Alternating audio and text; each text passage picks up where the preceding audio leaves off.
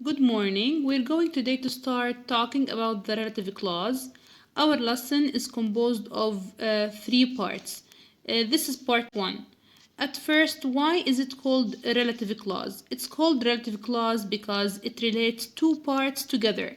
Let's imagine these two blocks and let's imagine that we've used this link to join these two blocks together. Now this is a clause, clause 1, and this is clause 2, and here we have the relative pronouns. Now by using these relative pronouns, we are going to have a product that is called a relative clause. We learned in the 10th grade who and whom are used for people, but who is more common than whom, where for place, when for time, which for things, whose for position, why for reason, and that. It's important to know that can replace all relative pronouns except for whose. Whose is never replaced with that. That can replace when and where in certain situations, but we're not going to talk about them in this lesson today. Now let's look at the examples. Gilbert was the first person who investigated electricity scientifically. Gilbert is a person who relates to the person who is Gilbert. And the sentence that comes next is the relative clause. Why is it called the relative clause? Because it comes after who. So this relative clause gives us information about the person who is Gilbert. 2. This is the device which or that I use the most. Which or that, as we said before, they refer to things. Which refers to the device. Which or that I use the most. This is 2. This is the device which or that I use the most. This is the first sentence and this is the second sentence, and which is used to combine these two clauses or two sentences together. Now, which or that I use the most defines the device and gives us more information about it. 3. That is the year when I was born. When refers to the year, and when I was born gives us more information about the year. 4. Peter's behavior was the reason why or that she was angry. Now this sentence or this clause, okay, it tells us the result of this reason, which was Peter's behavior. So because of his behavior, she was angry. Now let's move to number 5. This is Mrs. Phillips, whose flat got burgled last night.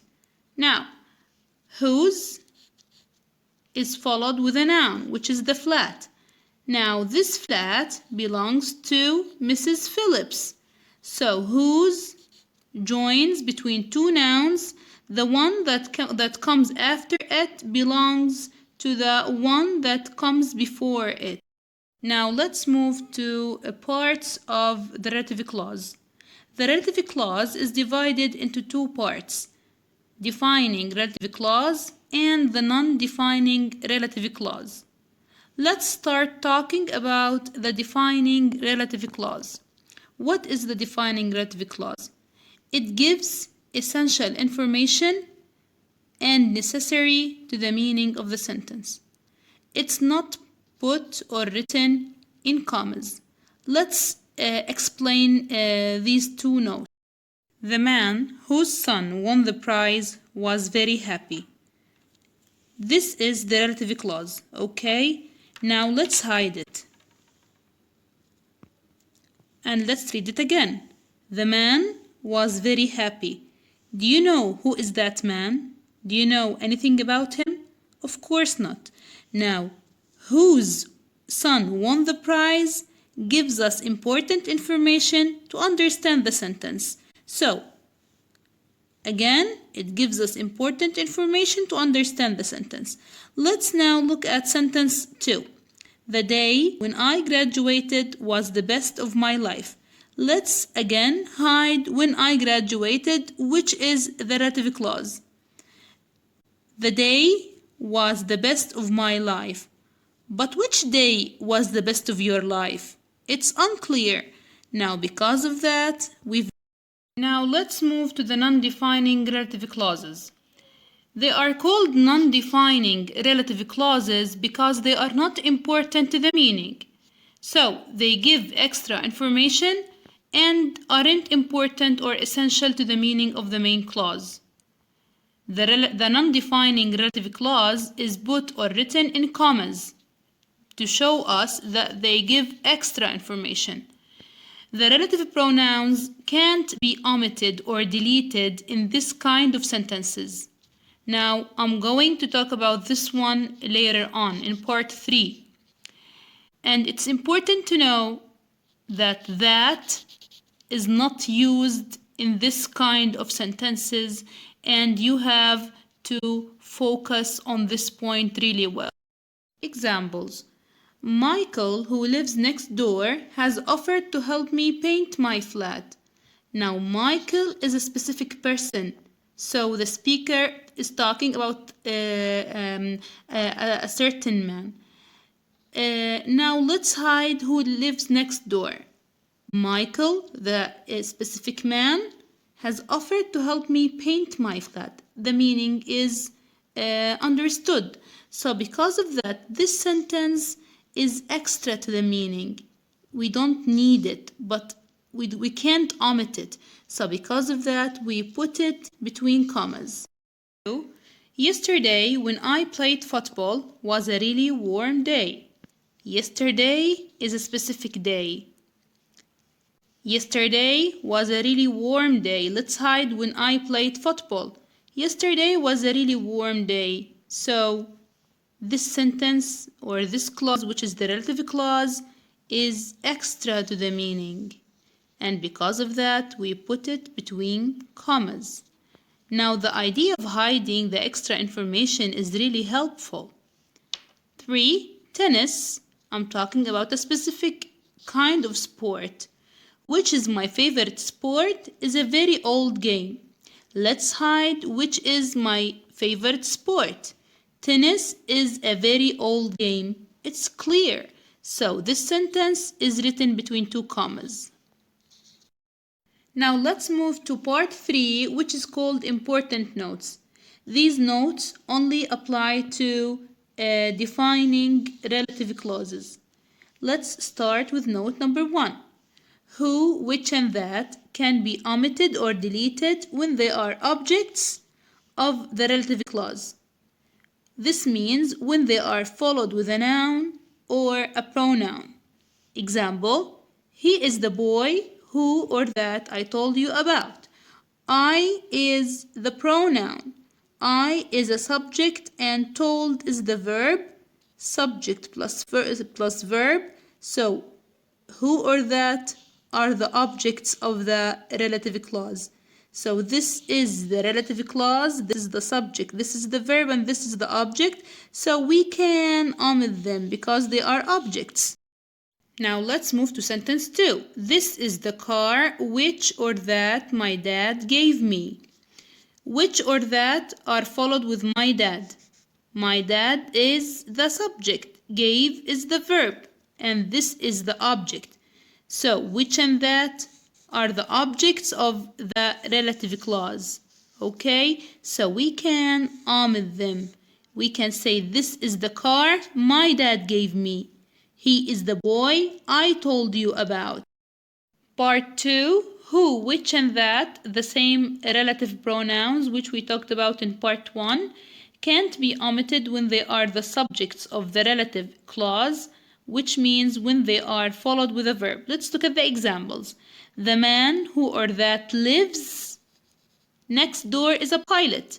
So, who is the subject of the relative clause and lives is the verb. So, this sentence can't be written without a subject. We can't say the man lives next door is a pilot. It's meaningless.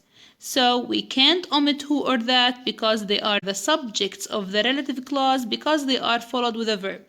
2. He told me a joke which or that was very funny.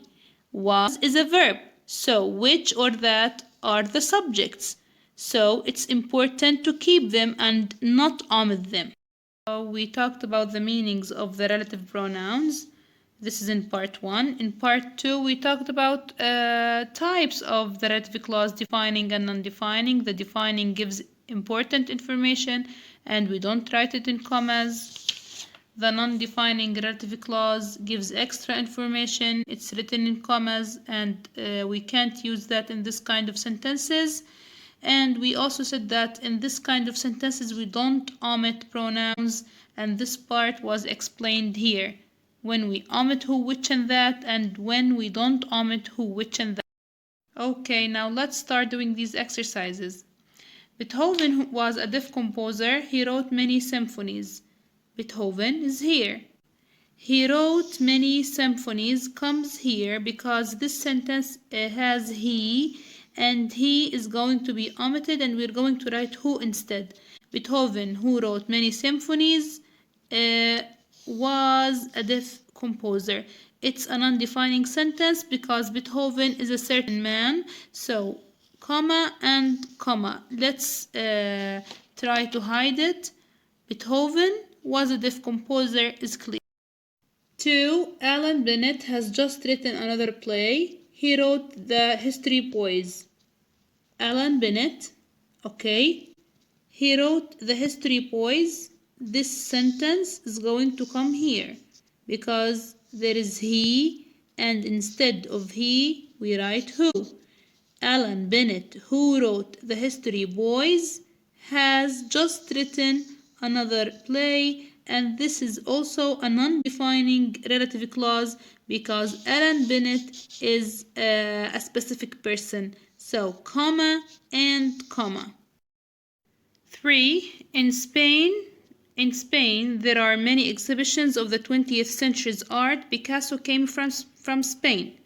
Now, we're going here to use where because where is going to replace from Spain. So let's omit it the same as we did here.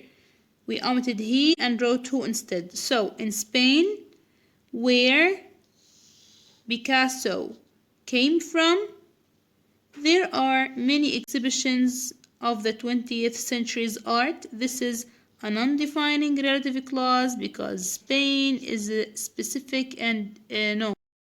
4. In the 16th century, girls' parts were played by boys. Shakespeare was writing then. Okay. In the 16th century, Shakespeare was writing is here and omit then because we have when. This is according to the meaning. Then girls' parts were played by boys here. This is also an undefining relative clause because we're talking about a specific period and because this is extra information.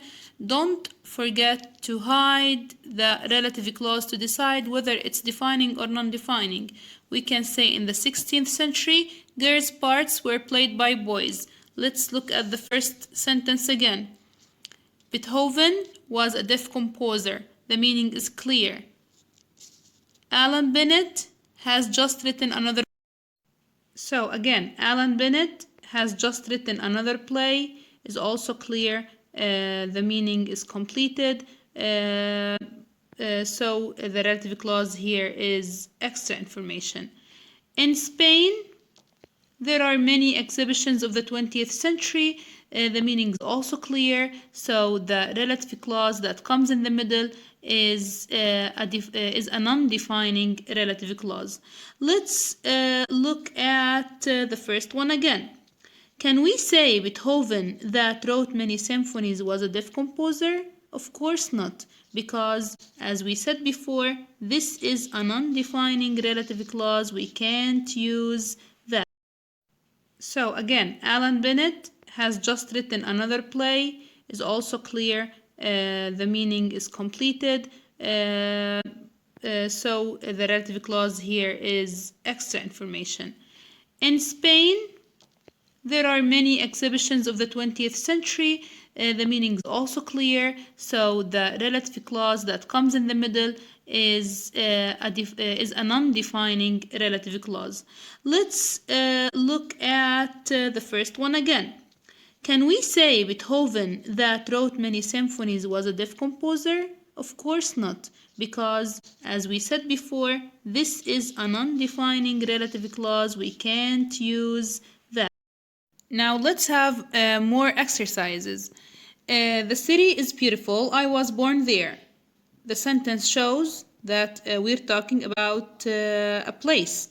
So the city, where comes instead of there, so Ahmed there. The city where I was born is beautiful. Now let's decide whether it's defining or non-defining. Let's hide where I was born. The city is beautiful.